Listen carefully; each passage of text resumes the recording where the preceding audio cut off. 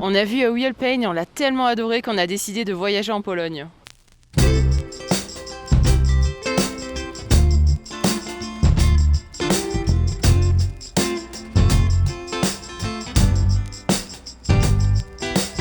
Salut les cinéphiles et bienvenue dans cette nouvelle vidéo. On est Joyce et Yann de la chaîne Les Voyageurs Cinéphiles et on est à Varsovie pour refaire le parcours des deux cousins Benji et David du film oscarisé de Jesse Eisenberg. On a décidé d'ouvrir la vidéo ici puisque c'est réellement ici que la visite de la Pologne commence pour les deux cousins Benji et David. Et puis aussi surtout parce que le guide James dit bien dans le film qu'il adore commencer sa visite guidée ici. Ce monument aux héros du ghetto représente la révolte des Juifs quand ils se sont battus pendant 63 jours face aux nazis en 1944. Et juste en face de ce monument se trouve le musée Pauline, un musée très important puisque c'est le musée le plus important sur l'histoire du peuple juif de Pologne. Et on suppose que le groupe a visité ce musée, évidemment, c'est juste à côté et c'est un incontournable quand on vient à Varsovie pour comprendre l'histoire des Juifs. Et c'est ce qu'on va faire nous et on vous en parle plus dans la vidéo dédiée à la ville de Varsovie. Le guide James est interprété par Will Sharp. Est-ce que vous l'avez vu dans une autre fiction avant? Nous, on l'a vu seulement dans The White Lotus, dans la saison 2, vous savez, celle qui se déroule en Italie. Moi, j'ai vraiment adoré son interprétation du guide que j'ai trouvé vraiment très touchante. Il était un personnage très humble et à l'écoute des touristes de son groupe. On aimerait tous avoir un guide comme ça, finalement, quand on visite un pays. Et du coup, on a regardé de plus près ce qu'il a fait d'autre. Et il y a quelque chose de vraiment très intéressant parce qu'il a interprété Wolfgang Amadeus Mozart récemment dans une série. Elle n'est pas encore sortie. Et cette série est basée, comme le film de Milos Forman, donc Amadeus, sur la pièce de théâtre qui parle de la rivalité entre Mozart et Salieri.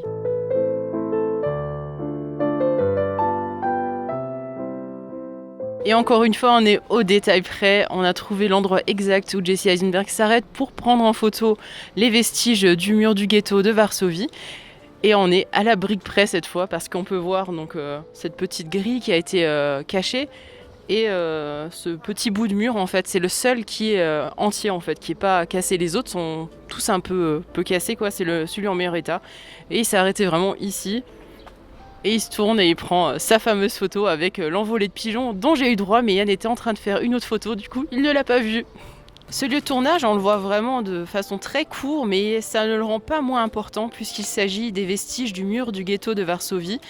Et ce n'est pas pour rien que le personnage interprété par Jesse Eisenberg, dont David, s'arrête et prend le temps de faire une photo en fait. Mais pourquoi Jesse Eisenberg a décidé de tourner un film en Pologne et de parler de la Pologne? Eh bien, c'est parce que sa famille est d'origine polonaise et aussi parce qu'en 2008, il a fait un voyage en Pologne avec sa femme. Il a visité exactement les mêmes lieux qu'il nous montre dans le film A Real Pain. En rentrant, il a commencé à écrire une pièce de théâtre qui parlait de deux cousins, de Benji et de David. Et c'est lui qui a interprété Benji. Ensuite, il a écrit une nouvelle.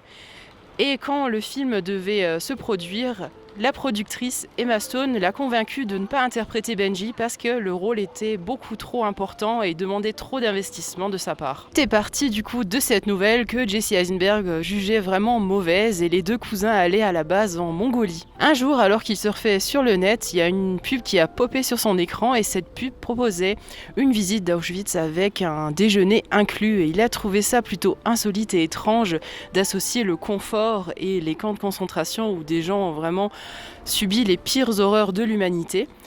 Et c'est là qu'il a eu l'idée, mais si j'envoyais ses cousins plutôt en Pologne? Ce que j'ai trouvé vraiment drôle, c'est que le personnage de David, donc interprété par Jesse Eisenberg, son job c'est de créer des bannières, donc des pubs pour les sites internet. Donc est-ce qu'il a gardé ça à cause de son idée? Enfin, j'ai trouvé ça, c'est excellent quand même.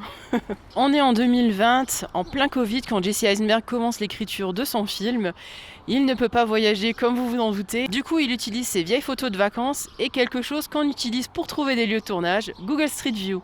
Et d'ailleurs, si ça vous intéresse de savoir comment on fait pour trouver des lieux de tournage de films et de séries, vous pouvez regarder cette vidéo. L'une des thématiques principales du film est le contraste entre le confort du touriste et les horreurs du passé. Et cet endroit le montre parfaitement puisqu'on a un hôtel ici qui a été bâti carrément sur les anciens murs du ghetto.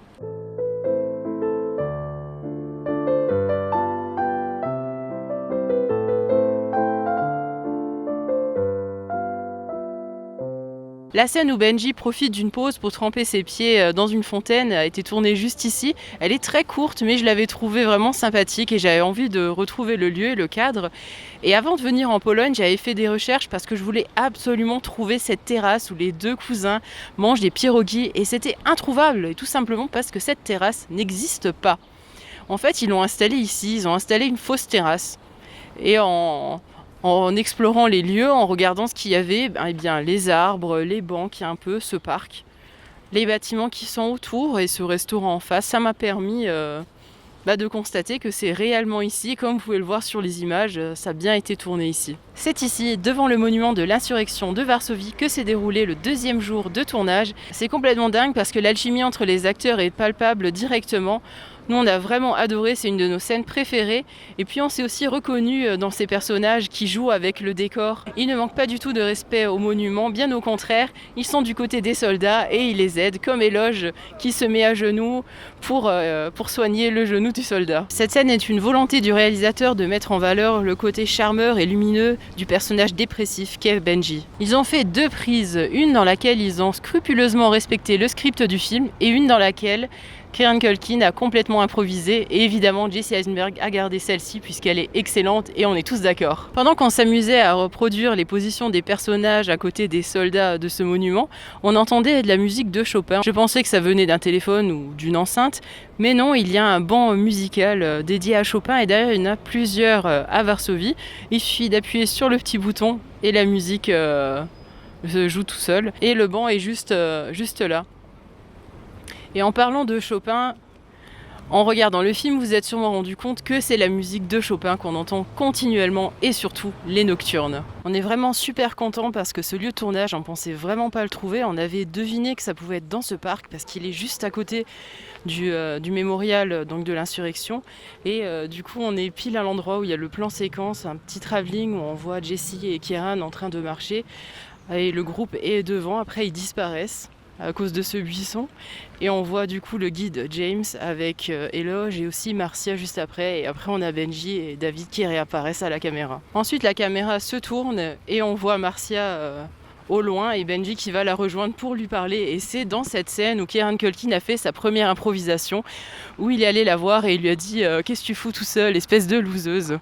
Et à la base Jesse Eisenberg lui avait dit ouais, tu peux dire ce que tu veux, de toute façon on va pas garder le texte, on t'entendra pas de toute manière. Jesse a trouvé cette réplique improvisée tellement drôle et naturelle qu'il a intégrée à son script. Et après, il a laissé aussi, à partir de là, Kieran Culkin faire plus d'improvisation encore dans le film. Et il a bien raison parce que il est incroyable dans le film, il le mérite amplement son Oscar et son Golden Globe, il mérite tous les prix qu'il a eu. D'ailleurs, il a été nominé énormément, le film a presque gagné plus de la moitié des prix pour lesquels il était nominé. On est vraiment super content d'avoir trouvé cet endroit parce que c'est vraiment le tout début du tournage, c'est historique, le tournage de How You'll Paint a vraiment commencé ici avec ce plan séquence qui est vraiment excellent. Quant à la loseuse qui marche tout seule, que Benji va rejoindre, Marcia Tramer, eh bien elle est interprétée par Jennifer Grey. Vous ne savez pas qui c'est ? C'est Bébé dans Dirty Dancing. Dans le film, le groupe séjourne dans l'hôtel central de Varsovie. On a vérifié sur Maps et cet hôtel n'existe pas du tout. En réalité, il séjourne au Sofitel de Varsovie. Si vous voulez savoir comment on a trouvé ça, eh bien regardez notre vidéo sur comment on fait pour trouver des lieux de tournage. Je vous l'explique dans cette vidéo. C'est bien dans cette réception que Benji récupère son fameux colis qui s'est fait envoyer depuis les États-Unis. Par contre, la salle où on les voit discuter, une salle qu'on voit assez longtemps finalement, Yann n'a pas osé chercher plus loin dans l'hôtel parce qu'on n'y séjourne pas évidemment. Une nuit, c'est plus de 300 € et c'est évidemment pas dans notre budget. Nous, on est dans un petit hostel excentré. Après leur première journée de visite à Varsovie, le groupe est déposé devant l'hôtel, on reconnaît clairement les lieux. Et ce qui est drôle, c'est que quand ils rentrent dans l'hôtel, eh bien, ils n'entrent pas par l'entrée classique, l'entrée principale qui est juste là, mais on les voit clairement longés ici, on reconnaît ces vitres avec le rideau, et ils entrent par là. Je vous ai parlé de Jennifer Grey, mais pourquoi Jesse Eisenberg a choisi cette actrice puisqu'elle n'est plus très célèbre malgré le fait qu'elle ait pu jouer dans Dirty Dancing ou d'autres films comme dont j'ai oublié le nom, c'est un film de guerre avec Patrick Swayze aussi où il y a les Vietnamiens ou les Coréens qui attaquent les Américains, la vague rouge, Red Dawn, je crois que c'est ça. L'aube rouge. L'Aube Rouge, voilà, oui, c'est l'Aube Rouge. C'est Jesse Eisenberg qui l'a contacté et ils ont discuté via Zoom. Elle appréciait déjà son travail, ce qu'il avait déjà fait, et quand elle a lu l'histoire, elle a complètement adoré. Elle n'a pas hésité une seule seconde à participer à ce projet. Nous voici à la gare de Varsovie, on va quitter la ville, tout comme les deux cousins.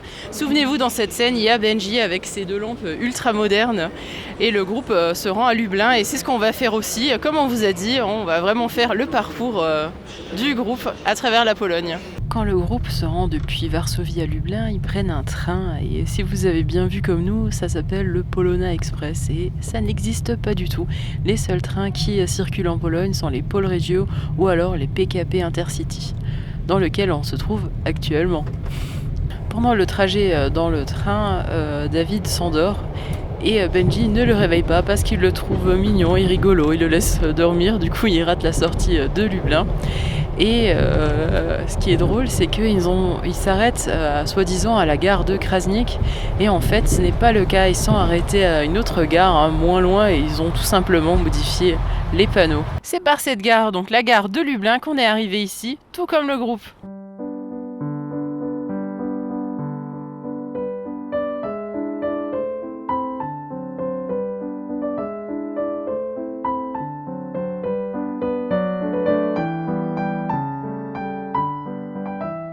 C'est ici, avec le château de Lublin en arrière-plan, que le groupe a une discussion philosophique à propos de la souffrance. Et je retiens surtout une phrase, celle du personnage de Marcia, qui dit « On se rend insensible à la souffrance pour ignorer notre impact ». Le château de Lublin est un château médiéval et un des plus anciens châteaux royaux de la Pologne. Mais ce qui est surtout à retenir, c'est que pendant l'occupation allemande, le château a servi de prison pour des Polonais et aussi des Juifs. Il y a plus de 1500 d'entre eux qui ont été emmenés dans le camp de concentration de Majdanek, qui est aux abords de la ville de Lublin, et 300 autres qui ont été massacrés ici. Quand on visite ce lieu de tournage, on se rend vraiment compte de comment le lieu a été utilisé, et c'est vraiment intéressant parce que la balade, elle est très fluide et naturelle finalement. Le trajet qui parcourt, on le fait tous en fait quand on visite Lublin, et ça c'est vraiment chouette, et ça arrive à de nombreuses reprises dans le film.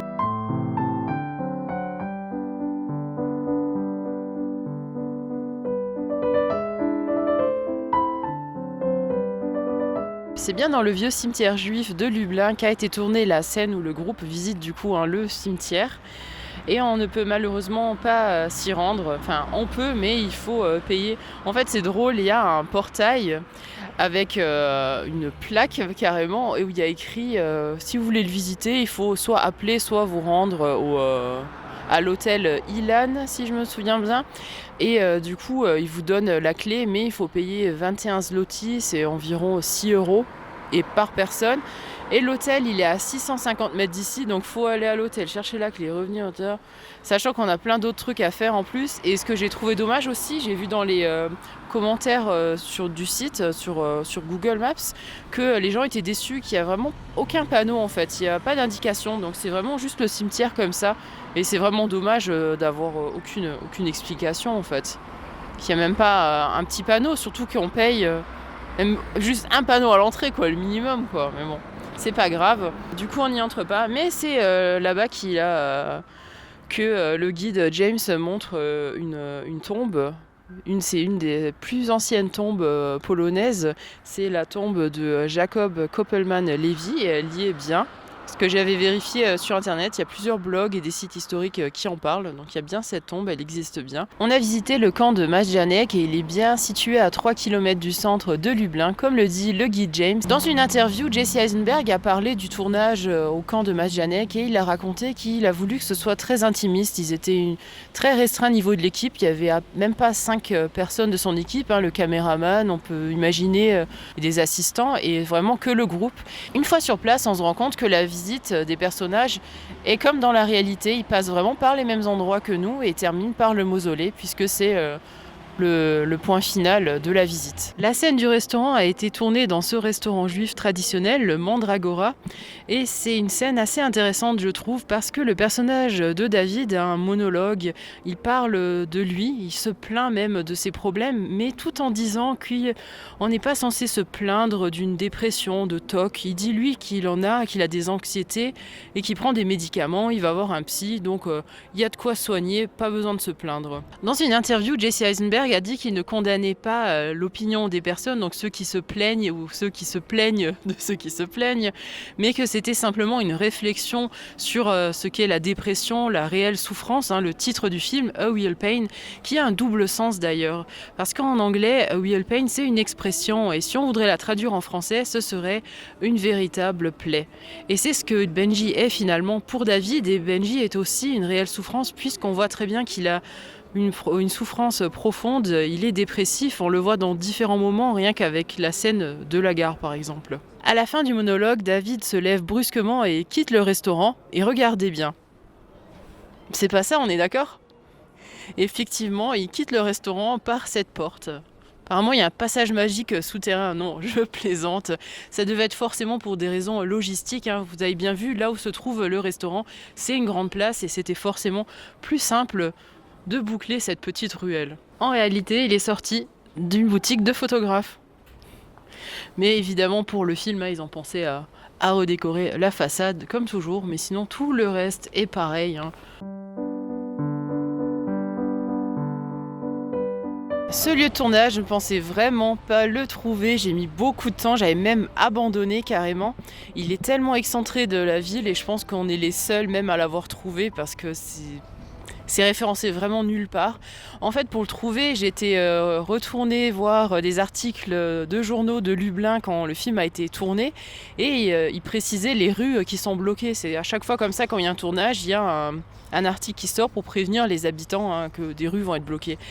Et j'ai refait de nouveau toutes les rues. Et là, j'avais trouvé une rue qui était vraiment excentrée. Je me suis dit, c'est pas là où les deux cousins se baladent. C'est pas le château, évidemment, c'est complètement excentré. Après, je me suis dit, ça peut peut-être être l'hôtel que j'ai toujours pas trouvé, le fameux hôtel dans lequel ils séjournent à Lublin. Et j'ai regardé, et en fait, il y avait un hôtel. Et c'est celui-ci.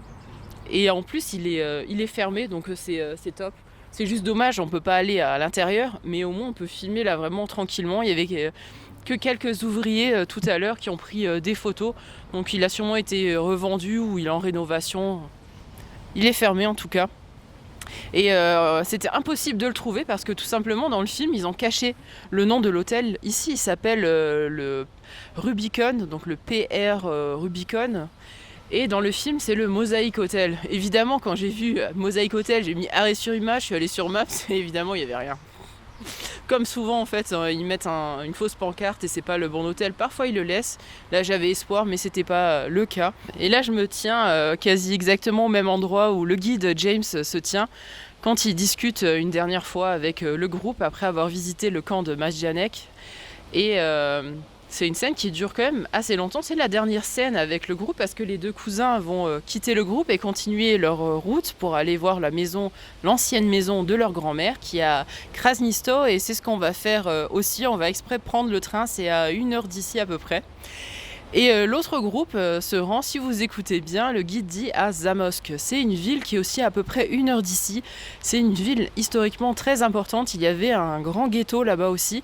Et c'est une ville en fait où les Allemands ont voulu dégager. Ils ont fait partir tous les Polonais, pas que les Juifs, parce qu'ils voulaient coloniser les Allemands là-bas en fait. Ils avaient vraiment un projet de colonisation ici en Pologne, dans la région de Lublin. On a été à l'office de tourisme de la ville et on a été super bien accueillis. La dame nous a donné quelques infos comme le marché, on sait où il est maintenant parce qu'on ne savait pas du tout où il était. On ne pensait pas le trouver et elle nous a raconté qu'il y a des touristes qui commencent à venir maintenant dans la ville de Lublin pour le film et ils viennent lui poser des questions à l'office de tourisme. Et la ville est vraiment très fière du film et nous aussi on est très contents pour la ville parce qu'elle mérite vraiment d'être plus visitée. Elle est vraiment très belle, elle a plein de choses à offrir, des légendes, une histoire douloureuse, longue mais aussi fascinante. Cette peinture murale représente la vie des Juifs avant la Seconde Guerre mondiale. Ce sont des façades qui n'existent plus de nos jours. C'est pour montrer que la vie était complètement différente avant et qu'elle était belle en fait finalement.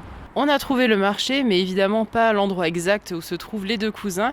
Et d'ailleurs, si vous voulez acheter le chapeau que Benji achète, donc ce fameux chapeau orné de coquillages, bien vous ne le trouverez pas à Lublin. Pour ça, il faut aller au nord de la Pologne, au niveau de la mer Baltique, à Gdansk par exemple, puisque c'est un chapeau d'une tenue traditionnelle d'une minorité ethnique polonaise, les Kaszoub. Une fois la nuit tombée, on voit les deux cousins, David et Benji, marcher ici aussi.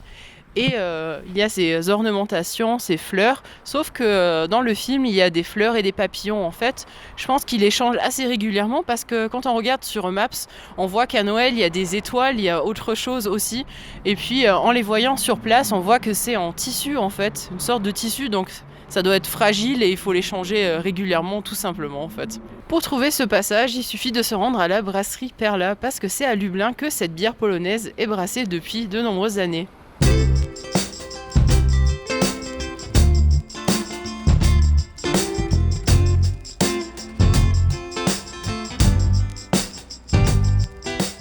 C'est complètement incroyable, on pensait jamais venir ici. Regardez, on est sur le toit où David et Benji discutent lors de leur dernière soirée à Lublin.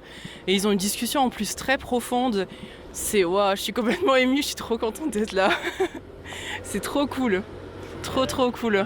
On a demandé et quelqu'un nous a accompagnés. Après, je pense pas qu'ils le font avec toutes les personnes. Et c'est grâce à la dame de l'office de tourisme encore, elle nous a dit essayez, vous pouvez demander, parfois ils laissent monter les gens. Et en fait, il n'y avait pas de conférence parce qu'il y a une salle de conférence sur le toit et en ce moment, il n'y en a pas. Et c'était ça aussi qui nous a permis de monter. Quelqu'un était disponible pour nous amener sur la terrasse.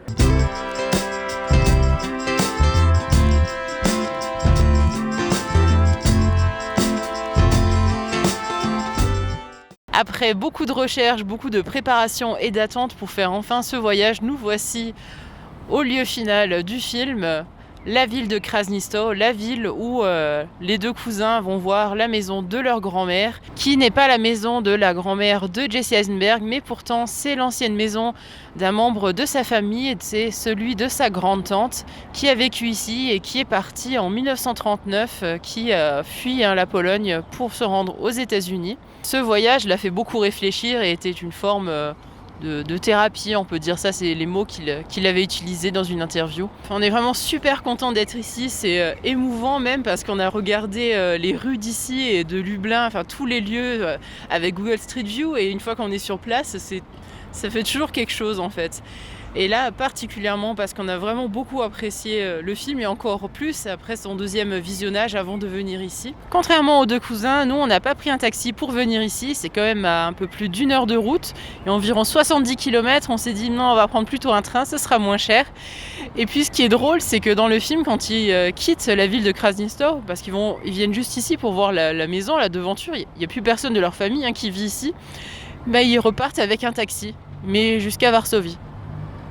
Et c'est plus de 230 km à peu près, donc ça fait plus de 2 heures de route. Donc la facture, elle a dû être quand même très salée. J'imagine que c'est David qui a payé vu qu'il fait des bannières de publicité et que Benji n'a pas l'air de travailler, donc c'est lui qui s'est chargé de la facture. C'est vraiment un lieu intimiste, quoi. Il y a vraiment des habitants, comme... C'est authentique, réel, et ça fait vraiment drôle d'y être. On était assez rapide, on n'a pas trop traîné parce qu'on a vu des habitants qui rentraient avec leurs courses. C'est la cour, évidemment, on n'est pas rentré, on l'a juste regardé de l'extérieur. On a profité pour faire une photo et une vidéo au niveau du garage. Et c'est dingue, il y a toujours encore ce tag punk qui est toujours là où il passe devant, ce plan qui est tellement cool qu'on a pu refaire. On est super contents parce qu'il y avait une voiture qui gênait et elle est partie au bon moment. Du coup, on a pu filmer, parce que ça pose souvent problème pour avoir le bon angle. Il y a un véhicule et du coup on peut pas se placer, on aurait besoin de se mettre là où il y a la voiture pour faire la photo, et là elle est partie au bon moment. C'était parfait. On arrive à la fin de cette vidéo, j'espère qu'elle vous aura plu, qu'on vous a transmis notre passion pour les lieux de tournage. Dites-nous ça dans les commentaires, ce que vous avez pensé de A Wheel Pain, ce que vous avez pensé des lieux de tournage qu'on a visités, des villes. Si vous avez envie de vous rendre en Pologne aussi maintenant, on aimerait bien avoir plus de retours parce que c'est quelque chose qui nous anime vraiment beaucoup. Ça nous fait plaisir de partager ça et on aimerait savoir si ça vous plaît aussi.